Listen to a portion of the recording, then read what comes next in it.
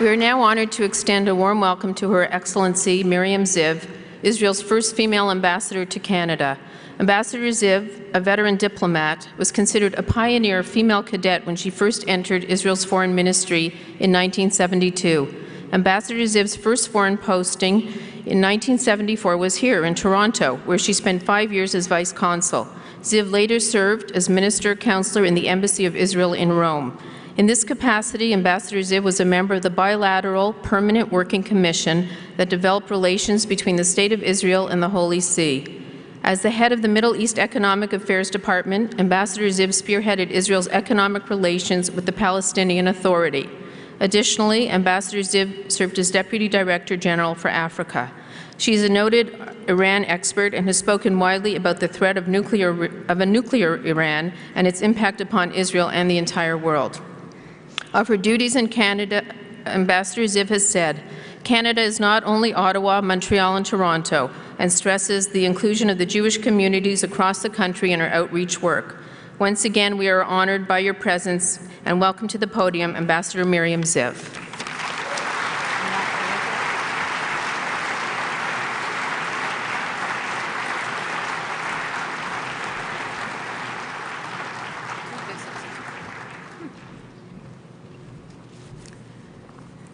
Good evening. Thank you, Carol, for the introduction. Thank you all for being here.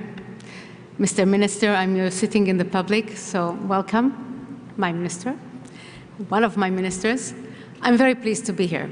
It is an honor and privilege to be here to address the Union for Reform Judaism, which is being held this time in Canada, in Toronto. Today, Reform Jews represent a significant portion of North American Jewish community. Since its establishment, the movement has promoted the tenets of equality, freedom, and integration. It has fused the historical notions of belief and hope with the modern, progressive ideals of innovation, adaptation, and peace. It has been a staunch supporter of Israel and has long stood hand in hand with its people, showing that the bond among Jews is deeper than practices or symbols.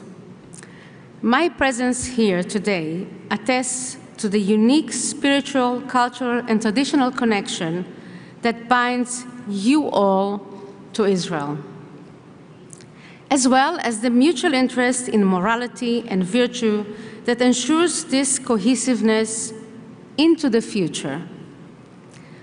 Jews from all communities in diaspora have played an important role in Israel's success. The influence of the reform movement has contributed to many of Israel's accomplishments, from scientific advancement to intercommunal harmony to a moral and ethical righteousness. While political, religious, and cultural differences have occasionally led to a divergence of opinion, these differences will never be insurmountable.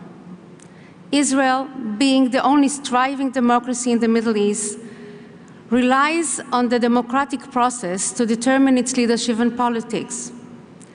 Through the votes of its citizens and the voices of its supporters at home and abroad, Israel adapts to confront the challenges of the future and espouse the values of modernity. It is confidence in the people of Israel and faith in the democratic process that inspires hope for tomorrow. Support like yours for Israel is much deeper than any person or decision, and should transcend any conventional lines of division. It is based not only on spiritual, religious, and cultural connections to the land of Israel and its people, but also on the conviction that Israel stands for human rights, democracy, and peace. Israel strives to be a beacon of hope in a region that has long represented war and turmoil. It seeks good relations with the governments of the region and peace with its citizens.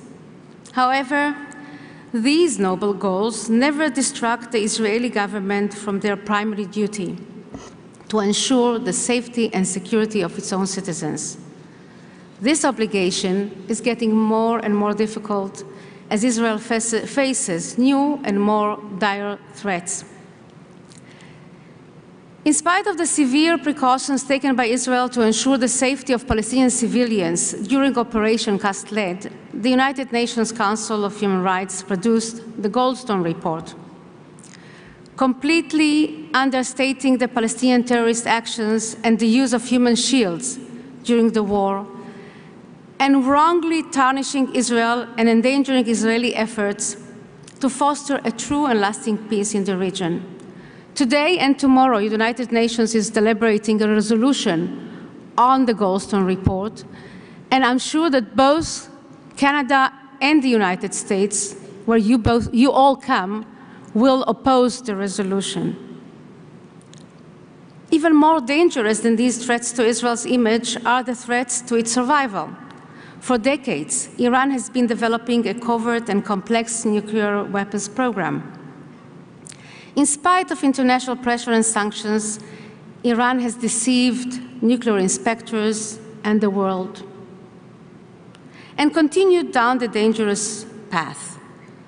Those who question Iran's intentions for nuclear weaponry need only to listen to the words of its leader for clarity. Iran must be stopped. A concerted effort must be made to prevent Iran from obtaining nuclear weapons. Israel needs the support of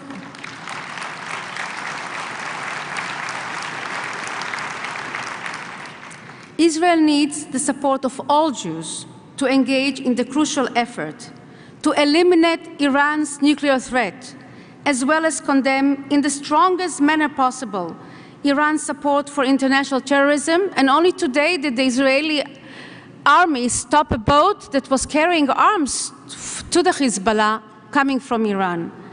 Its constant incitement of genocide and its blatant disregard for the human rights of its own citizens.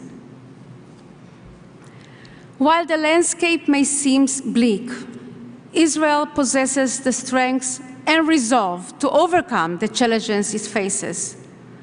With the courage of its citizens and the unwavering support of the world Jewish community, yourselves, Israel will endure and prosper. It will remain a political and economic force while never losing sight of the traditions and values that make Israel so extraordinary. Thank you.